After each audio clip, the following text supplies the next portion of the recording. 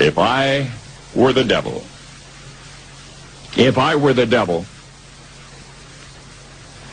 if I were the prince of darkness, I'd want to engulf the whole world in darkness, and I'd have a third of its real estate and 4/5 of its population, but I wouldn't be happy until I had seized the ripest apple on the tree, thee. So I'd set about, however necessary, to take over the United States. I'd subvert the churches first. I'd begin with a campaign of whispers. With the wisdom of a serpent, I would whisper to you as I whispered to Eve, do as you please. To the young, I would whisper that the Bible is a myth. I would convince them that man created God instead of the other way around. I would confide that what's bad is good and what's good is square. And the old I would teach to pray after me, Our Father, which art in Washington.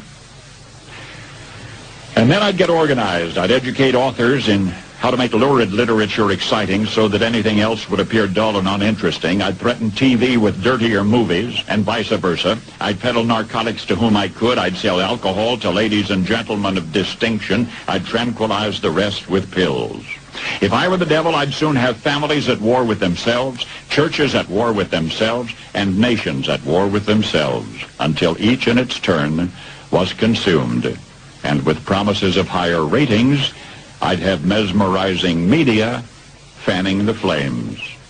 If I were the devil, I would encourage schools to refine young intellects, but neglect to discipline emotions. Just let those run wild. Until before you knew it, you'd have to have drug-sniffing dogs and metal detectors at every schoolhouse door. Within a decade, I'd have prisons overflowing. I'd have judges promoting pornography.